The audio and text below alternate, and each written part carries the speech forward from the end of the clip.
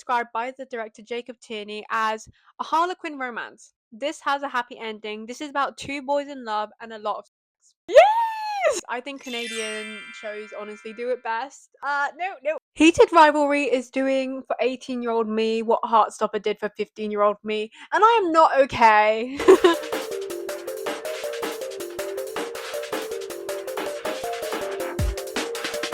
Hi everybody, if you don't know me, I'm Ava Brandy. I make content online, and today we will be starting off my new podcast with the first episode about Heated Rivalry. In this video, I'm going to be diving into the success of the show so far. Obviously, it's gone mega viral and it is queer, and of course, I've got to talk about it. With the UK release set for the 10th of January, I wanted to talk about what this means for the future of media and the impact it's already had on viewers and viewership. Like, massive shows like this have such a huge impact on our society. But mostly, I wanted to talk about why you should watch it and why it will change your life. Starting off with the connection to Heartstoppers, we had the young characters and like the fundamental utopia of being queer and being older and having something else to rely on for that narrative, like Heated Rivalry to represent like adult relationships and lust, intimacy, competition. We are also here for the ice hockey. If you don't know, it is a gay ice hockey show which centers around two characters, Ilya and Shane. Shane is from Toronto, Ilya is Russian. And it is described by the director Jacob Tierney as a Harlequin romance. This has a happy ending. This is about two boys in love and a lot of sex. And you know what? That's perfect. Before watching the show, I actually did have a chance to listen to people reading the book, listening to that. The pages literally come to life. Like, I'm sorry, I Can Hear Deja Vu by Olivia Rodrigo. I was stunned by the quality and the accuracy. Like, not very often you get shows and films that are that book accurate. And not to say it hasn't got its own style, of course it does. And also, the way that the script is written, because Heated Rivalry is a book out of the Game Changer series. Kind of utilizes those different books, like with episode 3 focusing on Scott and Kip. Hunter is a hockey player and Kip is his boyfriend. Yes! Giving credit where it's due. Performances alongside the well shot, amazing lighting. The gaffers did so good. The cinematography. I'm sorry. I take creative media and we analyze films and we create our own films, and the cinematography is just something that you cannot miss. Obviously, the majority, I would say, of the show is the romance, but the hockey scenes are filmed so well. One of my favorite scenes actually is when Ilya and Shane had to do an awards show together, and it was like kind of like a joke that they don't like each other and they're like, oh, let's take a picture together. But the most important thing is the friends we make along the way. Okay, fine, but hurry up. I love how that is shot. I love it so much. This show itself, it gives hope that stories about queer joy are paving the way, like off the backs of, like Bottoms, Red, White, and Royal Blue, Heartstopper, accepted so vastly into mainstream media. And I think that's really important. It's not just a story of pain, it's a story that centralizes romance, love, connection, and all things happy and queer. I think the success of the show and it becoming mainstream and this story becoming mainstream speaks to the dedication of the actors. We have our two main actors, Connor Story and Hudson Williams. With Connor Story playing Ilya Rozanov and not being Russian and learning Russian fluently. I listened to Ksenia Daniela Karmelova's interviews, and she talks a lot about how he has learned it like phonetically, and it was very convincing. And I think even as a viewer, it's a very convincing Russian accent. And even though he's speaking English a lot of the time in a Russian accent, he was known to be doing that on set all day, and he was very proud to be confused as Russian by other Russian actors in the series. It paid off. His language coach is obviously amazing. A lot of passion and skill that exudes the actors, that helps them have such a convincing portrayal of the characters. And that's why it's so exciting, because I think also cross language romance is really important, because it shows you how love kind of transcends. Obviously Ilya does speak English, but in the scenes, like for example in episode 5 where he has his Russian monologue, and Shane can't understand, but it's so powerful. Moments like that just keep you there. I'm getting excited just thinking about it. Also want to give credit where it's due to Hudson Williams. He's an amazing actor as well. Some scenes that I think are really important are the ones where all that the actors have is kind of like a phone call or a text, and with We Didn't Even Kiss, we all know it. Hudson, his eyes, his face is so convincing, and he's such a convincing actor. And I think also when Ilya has his Russian monologue, got Shane on the phone, so powerful. Speaking of the show as a whole, like the natural intimacy and vulnerability of the actors and looking at relationships from a more mature lens. It was a smutty book, it's a smutty show. It's just the show entirely feeds a different side of queer identities, but it's authentic, which is what we need and what we want. And it isn't dystopian, like I said earlier.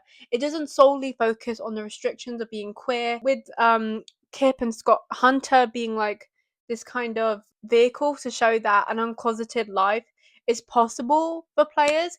It kind of acts like as hope for Shane and Ilya. Their roles as characters is very important to show where like Shane and Ilya will go. And although episode 3 was very controversial, people were like, why do we need a whole episode about Scott Hunter and Kip? Like this is Shane and Ilya's show. I think that episode was really important to kind of split up the events that were happening and like kind of juxtapose where Shane and Ilya started and where they are. And it also reflects the books, which is what we're going back to. Like the script is all based off of the books. Obviously, with tweets going viral about the show and episode 3, now I'm just going to quickly go into the impact being Crave's most watched original series ever. That's Canada's Crave, reaching #1 on HBO Max after being acquired, and reaching major virality online with interviews, edits, and clips going viral. The actors themselves have such like a connection. Obviously, everybody loves their sells tattoos, and it's kind of become a motif of their relationship. Connor Story has described them as soulmates. Aside from the actual world of Heated Rivalry, it's so warm and cuddly. And the show, if you didn't know, was a niche project. It was a small project that was created by Jacob Tierney. He was a child actor, also directed this show, which is very successful in Canada. And he, as obviously a gay director, like he has killed it. And his and Rachel Reed's work is transcending. Work has had an impact on me, on young people and queer people. But the radical acceptance of viewers seeing Ilya and Shane struggling with their identity within sport and hockey and just going for it and just accepting it. It's so cool. Like for me in particular, I was watching lots of podcasts because I was really interested to see how the show was made. And Jacob Tierney went on the What Chaos podcast, which is a hockey podcast. Just seeing how receptive these men were to Jacob, and it was so natural. I didn't even consider the fact that, you know, these are hockey enthusiasts, hockey players that love and respect the show and are on the edge of their seat waiting for the next episodes to drop last month. Just kind of talks to the progression of the sports industry. Like this show will make moves. It is pushing the needle,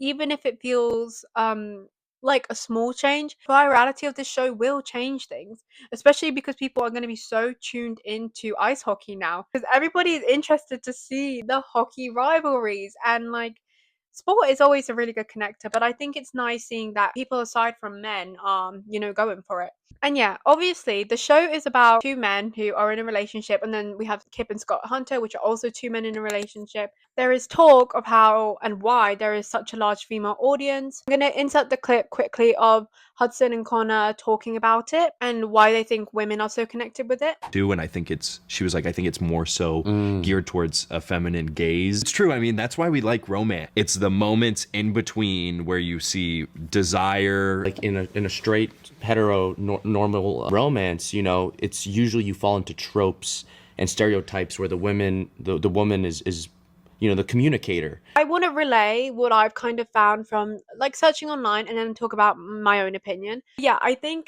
the reason women connect, which I think a lot of people are realizing, is that the power dynamic in same-sex relationships defy normal gender stereotypes and gender roles. So for women, it's not seeing yourself directly identifying with each of the characters. There is a common theme of women being submissive within the relationship, and you know, not having to force yourself to resonate with the submissive person, I think is why women are so connected with this show, because they don't necessarily need to see themselves in order to enjoy, you know, romance and love. Editor me popping in here, I did want to say, although I'm very articulate in this response, I do also think Women just love smart sensuality and also the chase. Like, just watching two men fiend after each other is like, you know, it's not the exact same as where like women kind of have to be the communicator all the time. I think Hudson said that earlier, but yeah. The reason why we connect with it, not just as women, but as queer women, is that we don't get as much media that centers us. We rely on these shows to comfort us. There is a undeniably large audience of us who relies on these positive portrayals for our community because it makes us feel good about our community and safe, and you know, have somewhere safe to go to like kind of resonate. I think a lot of us don't really feel seen when we're watching heteronormative relationships. Like, there is a lack of connect, but here it's like it's exciting and it's fun. In conclusion, I think Rachel Reed having written the story and it being clearly written by a woman, and her collaboration with Jacob Tierney and his writing based off of the book again, it was very emotional and equally so funny and so fun and romantic and intimate. It made for an amazing time. Very last episode I rewatched so many times. It's just so full of joy and it's so exciting seeing like even just people who portray the parents or the friends online getting so excited that they were a part of this, and it honestly makes me a little bit emotional. For me at the moment, the show is the epitome of queer joy. Obviously it's not a perfect representation of queerness and diversity within the queer space. We do have Hudson Williams being mixed race Asian actor, but it's not just diversity of you know, race, but also identities within our space. It is a damn good show and they really put in the work with a low budget, and I'm so excited for it to be published in the UK. My friends are already asking me where did I pirate it. Send me a DM on Instagram, I will tell you where I watched it. Anyways, I think Canadian shows honestly do it best. Okay, okay. We do it best, Brits do it best, right? But there is something about Canadian shows that I just love so much. 3 of my favorite film and TV shows are Canadian. We've got Bet on Netflix, You Can Live Forever, which is like a little Canadian lesbian film. And then obviously Heated Rivalry, and I want to work on Canadian film sets so bad. I'm so envious. I want to be there so bad. For now, Shane and Ilya forever, Hudson and Connor forever. And also check out my Spotify playlist that I've made. I'm going to put the code here and link it in the description. These are all the songs that I've connected with to the characters, and I think they work so well. Thank you so much for watching, and I'll see you cuties so soon. Bye, y'all! Enjoy!